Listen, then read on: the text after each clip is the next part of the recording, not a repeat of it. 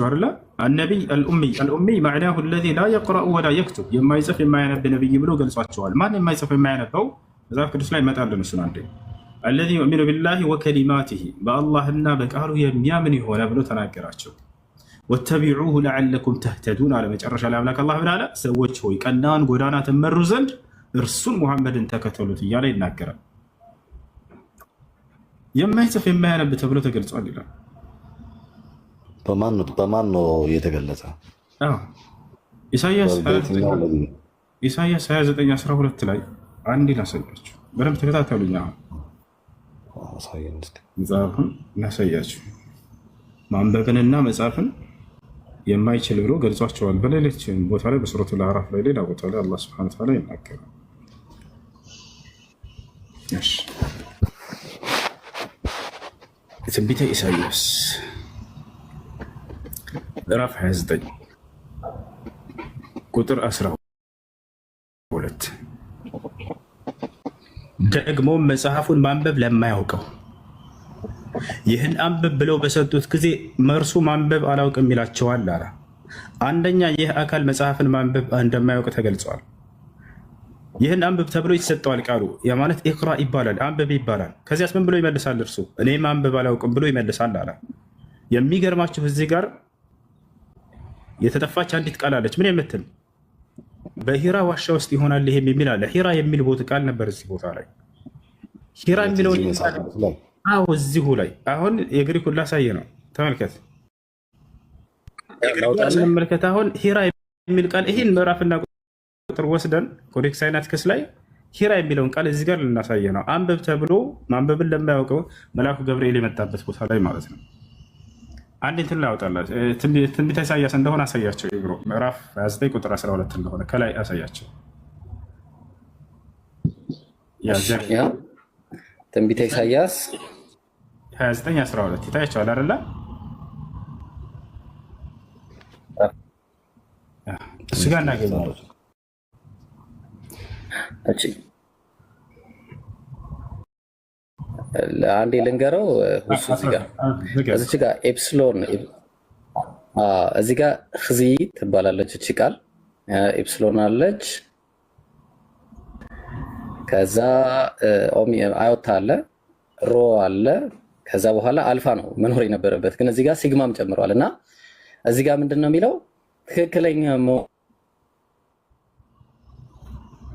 መሆን የነበረበት ሂራ የሚለው ነገር ነው ያለው። ሂራ ትክክለኛው ሂራ ነው የሚለው ትክክለኛው ማለት ነው። ግን እነሱ አንደኛ በኮዴክስ ሳይናቲከስ ዘመን ላይ ኢፕሲሎን እንደዚህ በስሞል ሌተር አጣበው ነው ያስገቧት። ጭራሽ አጣበው ማለት ነው። አጣበው ሌላ ቦታ ላሳይ፣ አንዴ ላሳይ። ተመልከት፣ ሌላ ቦታ ላይ ሲጻፍ ኢፕሲሎን እንዴት እንደሚጻፍ ተመልከት።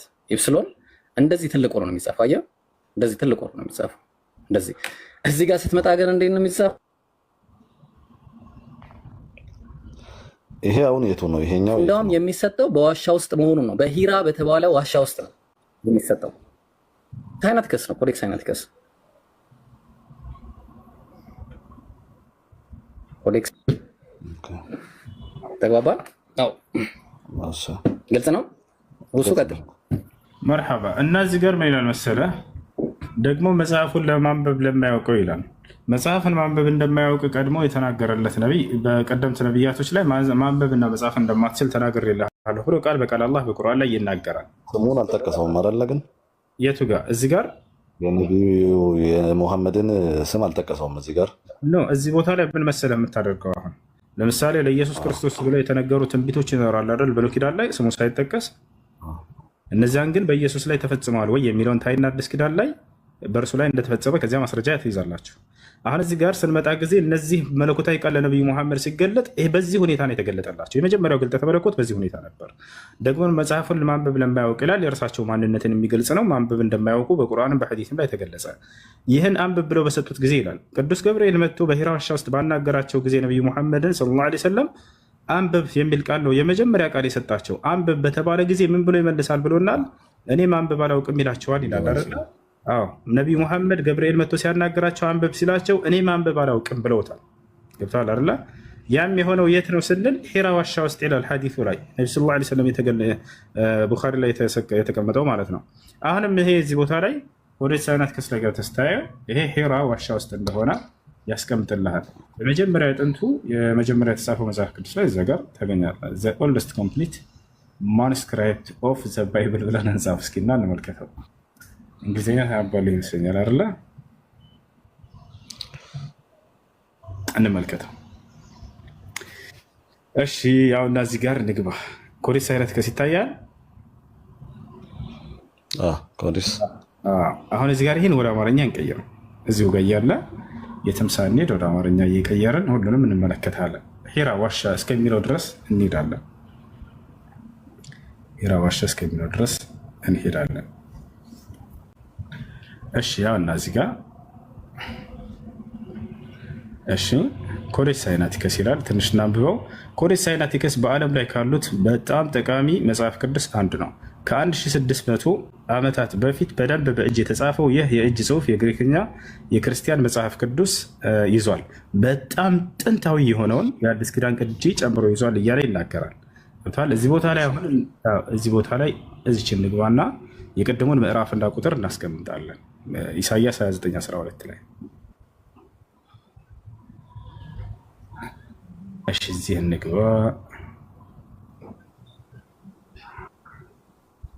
ያውና እዚህ ጋር ጀነሲስ ይላል። ኢሳይያስ ላይ እንገባለን። እኛ ወደታች እናወርደው። ያው ኢሳይያስ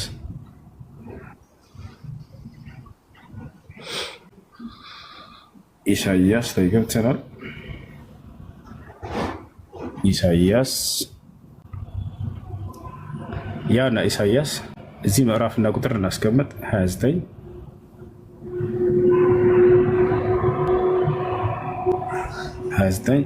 12 ላይ እንግባ። ኢሳይያስ 29:12 አንድ ነች። 14 አድርጋት። ያው 12 መልካም። ኢሳይያስ 29:12 አሁን እዚህ ጋር ቁጥር ስንት ላይ ይታያል? 12 ያን 12 እዚህ ጋር እቺ ቃል ነች። እቺኛዋ ቃል ነች። እቺኛዋን እንውሰዳት። አክስም ትታይበት። እሷ ማለት ነው። እሷን መስረትና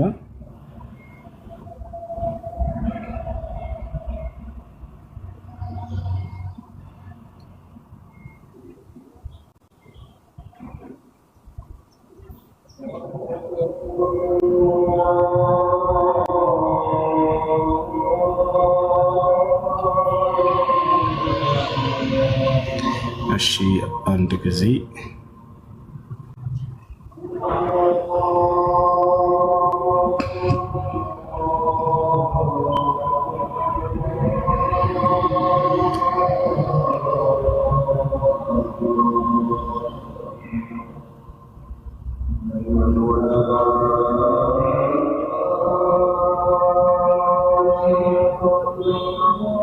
እሺ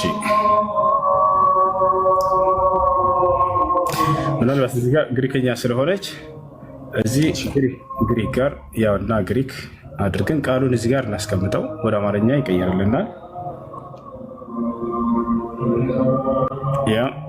ያቺ ቃል እዚህ ጋር ወደ አማርኛ ስትቀይራት ሄራ ትላለች። ይሄን ቃል እስኪ ዝም ብለን እዚህ እናስቀምጠውና ከላይ እናስቀምጠው። ምን ብለው እንደሚሰጠን እንመልከት። ትታያለች አይደለ? እዚጋ ሰርች እናድርጋት። ተመልከቱ። ምን መጣ ጀማ? እዚጋ ያው እና እስኪ ዊኪፒዲያ ላይ እንመልከተው። ይሄን ወደ አማርኛ እስኪ እንቀይረው። ሂራ ይላል በአረበኛው ራሱ ማለት ያቺ ቃል ራሷ ያውና ከመካ በስተሰሜን ጥቂት ኪሎ ሜትሮች ላይ ይርቃል። ሳዑዲ አረቢያ ውስጥ የሂራ ዋሻ ነው ይላል። ያ ግሪከኛው ነው እዚህ ጋር ያስቀመጠው። ያ ነው ምን ይላል? እግዚአብሔር በመልአኩ ጅብሪል ወይንም ጅብሪል ያ በበኩል ለመጀመሪያ ጊዜ ለሙሐመድ ራሱን የገለጠበት ቦታ እንደሆነ ያምናሉ። ያ ሰላም ራሱን የገለጸበት ጅብሪል ለነቢ ሙሐመድ ራሱን የገለጸበት ቦታ አምላክ በመልአኩ ገብርኤል በኩል ለመጀመሪያ ጊዜ ራሱን የገለጠበት ስፍራ እያለ አስቀምጦታል። ያች ነው የግሪክ ቋንቋ ቃል እዚህ ጋር ስታስቀምጠው ማለት ነው። እና እዚህ ቦታ ነው ነቢ መሐመድ ሰለላሁ ዐለይሂ ወሰለም ግልጠተ መለኮት የመጣላቸው እዚህ ዋሻ ውስጥ ሳሉ ነው። ራሱ ዋሻው ነው እንጥቶታል። እና ይሄን ይመስላል። እና እዚህ ጋር ስለዚህ የተቀነሰችው ቃል ምንድነች? ወደዚህ ስንመጣ ጊዜ ደግሞ መጽሐፉን ማንበብ ለማያውቀው ይህን አንብብ ብለው በሰጡት ጊዜ እርሱም ማንበብ አላውቅም ይላቸዋል። በሂራ ዋሻ ውስጥ ነበር የሚለው። ሂራ የምትለዋ ከዚህ ያጠፏት ለምንድን ነው? ዛሬ ሂራ የምትለዋ እዚህ ብትቀመጥ ኖሮ አለቀ። ህዝቡ ነው የሚሰልበው። በሂራ ዋሻ ውስጥ ግልጠተ መለኮት መጥተውለት ገብርኤል አንብብ ብሎት እኔ ማንበብ አላውቅም ብሎ የተናገረው ማን ነው? ይሄ ትንቢት በእርሳቸው ላይ መፈጸሙን ሐዲስ ላይ ያለው ወይ ከተባለ አዎ ሐዲስ ላይ ቁጭ ብሏል። የሚገርምህ ገብርኤል መጥቶ ወደ እርሳቸው የመጀመሪያ ያናገራቸው አንብብ የሚል ቃል ነበር፣ ኢቅራ የሚል ነው። ወዲያው ምን አሉት እርሳቸው? እኔ ማንበብ አላውቅም ብለው መለሱለት ይላል። ከዚያም የአምላክን ቃል በእርሳቸው ላይ በተከታታይ ማውረድ ጀመረ እና ይሄ ነው። እሺ